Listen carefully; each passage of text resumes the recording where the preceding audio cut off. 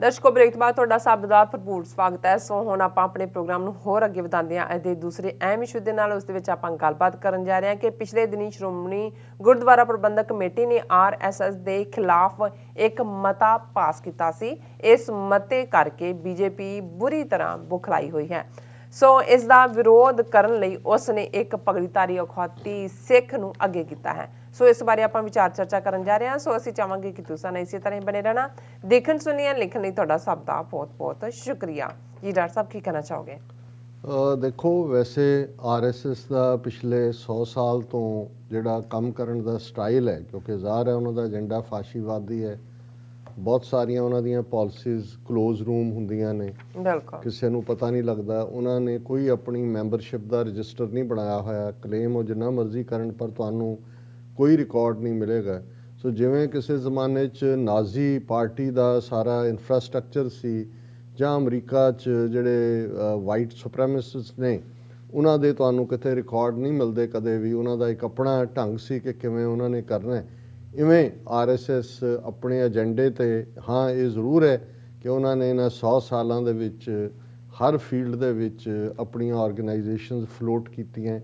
उन्हां दे विच किवें उन्होंने ट्राइबल्स नूं, किवें दलितां नूं, किसानां नूं, स्टूडेंट्स नूं और ट्रेड यूनियंस, ईवन किसान यूनियंस के हवाले नाल भी, हालांकि किते उन्हां दे पैर लगे ने किते नहीं लगे, पर जिहड़ा उन्होंने पोलिटिकल जिहड़ा स्ट्रक्चर फ्लोट किया है, पहला भारतीय जन संघ फिर BJP, वो उन्होंने जरूर जिन्हों कहो कि जी वो लक्की पॉट उन्होंने हिट किया कि 2014 दे विच उन्हां दी अपने बलबूते दे उत्ते हुकूमत बनी। उन्होंने कोई रीजनल पार्टियां दी लोड़ नहीं रही और 2019 च 300 तो ज़्यादा सीटां अपने सिर ते लैके मोदी जिहड़ा है वो हुण हिंदू हिरदे सम्राट दे नाल नाल भगवान राम का अवतार भी बन गया, क्योंकि नारा तो ही हर हर मोदी तो शुरू हुई सी गल। और अज हालात यही ने कि भाई ये जिहड़ा अयोध्या च भी मंदिर बन रहा है, राम का मंदिर नहीं बन रहा, है मोदी का ही बन रहा। और उसकी शक्ल भी देखो उन्हें किवें अपने आप नूं ऋषि के तौर पर प्रेजेंट कर रहा है। हालांकि मैं बहुत बार अज भी मैं सोच रहा सी, मैं क्या किवें लोग भुल जाते हैं जिस बंदे दे हथ हज़ारां बेगुनाह मुसलमानों के खून नाल रंगे हुए ने 2002 दे विच, जिस दियां आर्थिक नीतियां हुण असी तां 2019 ਜਾਂ 2020 ਦੇ ਵਿੱਚ ਗੱਲ कर रहे हैं कि जी 2020 'ਚ खास तौर पर ऑर्ਡੀਨੈਂਸ लिआंदे, दूजे लिआंदे। इन्हें 2004 ਦੇ ਵਿੱਚ ਜਿਵੇਂ गुजरात के 50,000 तो ज़्यादा सिख किसान जिहड़े 1965 तो लाल बहादुर शास्त्री के जमाने ते बिठाए सी, किवें उन्हां नूं बेज़मीने करन दे लई गुंडियां दा सहारा लिया। गुजरात के उन्हां किसानां ने केस जित्तिया गुजरात हाई कोर्ट च, इहदी सरकार ने अपील की सुप्रीम कोर्ट, अजे भी बैठे हो, किसी वेले भी उन्होंने डिसपोजैस किया जा सकता। हालांकि गुंडियां राही ऑलरेडी बहुत सारे उत्थों छड्ड के आ गए हैं। सो इस सब नूं और जो कुछ चार्ज फेरे चल रहा है, तुसी डट के झूठ बोलो और पूरा। पर गल सिर्फ यही नहीं है कि जदों असी गल कर रहे हैं भी हुण सिखां दे लई असी तां सीधा सीधा चैलेंज किया। और मैनूं इस गल की खुशी है कि RSS भी हुण जिहड़ा उन्हां दा लुकवां छिपवां ढंग तरीका सी वो उन्होंने जिहड़ी है वो अपनी लोई लाण ते मजबूर होए ने।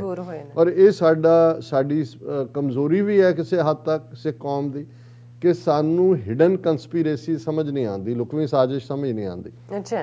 पर जदों कोई आके वंगारदा है सामने फिर सानू बहुत चंगी तरह समझ आती है। सो हुण इन्हां दा जिहड़ा वो भोग तां पएगा पर बड़ा टफ और औखा टाइम होएगा। तुसीं इन्हां दा देखो किस लैवल तक ये छाए ने। अज ये खबर मेन सारे ही चैनल्स के उत्ते जां सोशल मीडिया ते भी है, Hindu right wing groups in US got 833,000 of federal COVID fund.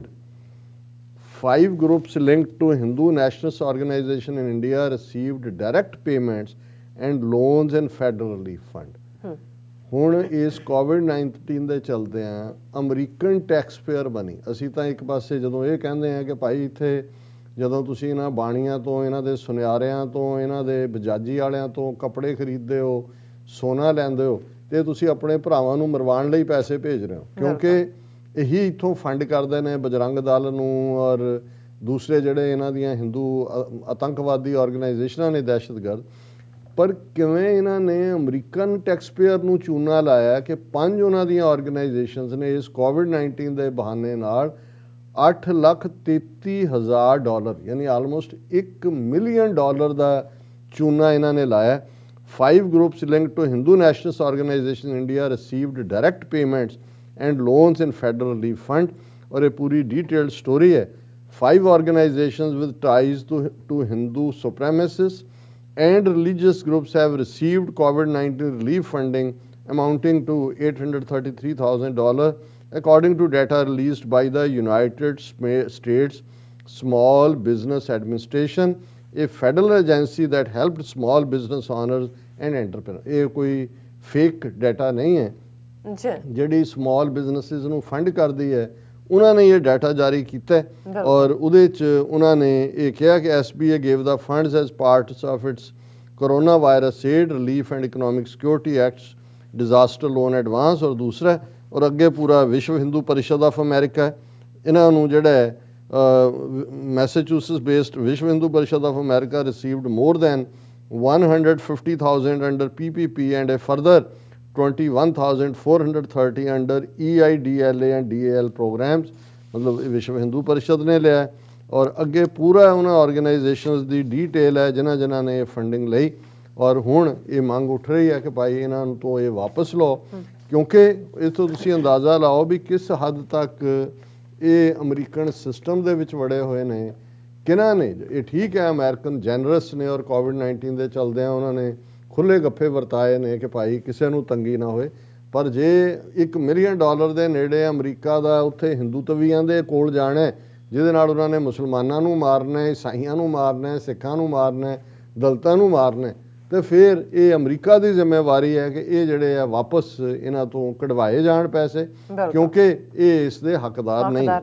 हुण गल असीं करिए भी एक पासे तां ये ठीक है कि जदों जथेदार जोगिंदर सिंह वेदांती जथेदार सन अकाल तख्त दे शायद 2003 ਜਾਂ 2004 ਦਾ ਪੀਰੀਅਡ ਹੋਏਗਾ, ਉਦੋਂ ਹੁਕਮਨਾਮਾ ਅਕਾਲ ਤਖਤ ਸਾਹਿਬ ਤੋਂ ਜਾਰੀ ਕੀਤਾ ਗਿਆ ਸੀ ਕਿ ਇਹ 2004 'ਚ, ਕਿਉਂਕਿ ਉਦੋਂ ਗੁਰੂ ਗ੍ਰੰਥ ਸਾਹਿਬ ਦਾ ਜਿਹੜਾ ਹਰਮੰਦਰ ਸਾਹਿਬ ਸਥਾਪਨ ਦਿਵਸ ਦੇ ਵੇਲੇ ਇਹ RSS ਵਾਲੇ ਆਪਣਾ ਜਲੂਸ ਕੱਢਣਾ ਚਾਹੁੰਦੇ ਸੀ ਹਜ਼ੂਰ ਸਾਹਿਬ ਤੋਂ ਕਿ ਦਰਬਾਰ ਸਾਹਿਬ ਆਣਾ बढ़ना ਚਾਹੁੰਦੇ ਸੀ ਸਿੱਖਾਂ 'ਚ, ਔਰ ਉਹਨਾਂ ਨੇ ਕਿਹਾ ਵੀ ਨਹੀਂ ਤੁਸੀਂ ਸਿੱਖ ਨਹੀਂ ਹੈਗੇ, और उन्होंने सिख संगत नूं भी ये ताड़ना की सी कि भाई इन्हां दा बाईकाट करो। सो और ये उही पीरीयड च जदों कहंदे सी जी असीं भी सिख हैं और असीं मंदिरां दे विच गुरु ग्रंथ साहिब दा प्रकाश करांगे, एक पासे बुत रखिया होएगा, एक पासे वो भी जिहड़ा सिखां दा गुस्सा सी उस वेले वो उन्हां नूं बैक ऑफ करना पिया सी। और हुण जिहड़ा ऑलरेडी अकाल तख्त दा हुक्मनामा तां बाइंडिंग है, लेकिन मौजूदा दौर दे चलदे हैं जदों बादलों नूं कोई पोलीटिकल ग्राउंड मिल नहीं रही सिखां दे विच, इन्हां ने बहुत जिस किस्म का गुरु ग्रंथ साहिब की बेदबी दी घटनावां लई जिम्मेवार ने और सारा हुण उन्हां नूं भी लगदा भी सिखां 'च थां बनाउण लई कुछ करिए। तो श्रोमणी कमेटी का जिहड़ा बजट सैशन सी पिछले दिनां 'च असीं इस दे उत्ते एक सैगमेंट कीता सी और ये 9 अरब 12 करोड़ 49,26,000 रुपए का बजट पास किया गया। पर इस मौके के उत्ते जिहड़ा एक मता पास किया गया उहदे च RSS नूं वार्निंग दित्ती गई सी कि बई भारत जिहड़ा है ये multi ethnic multi community multi linguistic मुल्क है, ये हिंदू राष्ट्र बनाने का सुपना छड्ड दिओ।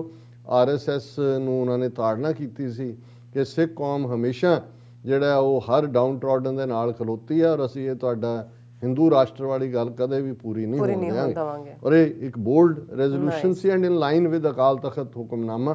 पर इस सब तो बाद बजाए कि मोहन भागवत बोलदा जां दूजा उन्होंने सारे पीरीयड पगड़ी धारी जिहड़े हिंदू ने वो खड़े किए हुए ने, उन्हां च दो एक किसान विंग के थले भी जिन्हें किसान एजिटेशन के खिलाफ बड़ी बयानबाजी की, हरजीत गरेवाल उन्हें जिहड़ा इस दे उत्ते श्रोमणी कमेटी के खिलाफ जिहड़ा वो बयान दिता है कि जी ये SGPC जिहड़ी है ये तो सिर्फ RSS का विरोध करके अपनियां सियासी रोटियां सेक रही है। इस तो पहला यही जिहड़ा हरजीत गरेवाल कह चुका सी कि जी किसानां दा जिहड़ा चल रहा उहदे श्रोमणी कमेटी ने जिहड़े कूलर और दूसरा कीता है ये सियासी काम है और वो धार्मिक है, उहदा भी ठोकवां जवाब दिता गया सी कि भाई साडे सरबत दे भले सब कुछ आउंदा है, असीं तां गैरां नूं जाके जिहड़ा है वो गुजरात च भुचाल आंदा है तो उत्थे जाके रोटियां खवांदे हैं ਕਸ਼ਮੀਰ 'ਚ ਅਰਥਕੁਏਕ ਆਉਂਦਾ ਉੱਥੇ ਹੈ, ਇੱਥੇ ਤਾਂ ਸਾਡੇ ਆਪਣੇ ਪੰਜਾਬ ਦੇ ਪੁੱਤਰ ਧੀਆਂ ਬੈਠੇ ਨੇ। ਹੁਣ ਵੀ ਹਰਜੀਤ ਗਰੇਵਾਲ ਨੇ ਇਹ ਜਿਹੜਾ ਹੈ ਇਸ ਕਿਸਮ ਦੀ ਲਾਈਨ ਲਈ ਹੈ, ਪਰ ਜਿਹੜਾ ਉਹਨਾਂ ਦਾ ਇੱਕ ਬੜਾ ਨੋਨ ਚਿਹਰਾ ਟੀਵੀ ਚੈਨਲਸ ਤੇ ਬਿਠਾਇਆ ਹੁੰਦਾ ਆਰਪੀ ਸਿੰਘ ਨਾਂ ਦਾ ਬੰਦਾ, ਇਹ ਜਿਹੜਾ ਜਿਹਨੂੰ ਕਹਿੰਦੇ ਨੇ ਕਿ ਦੋਗਲੀਆਂ ਜਿਹੀਆਂ ਗੱਲਾਂ ਕਰਦਾ।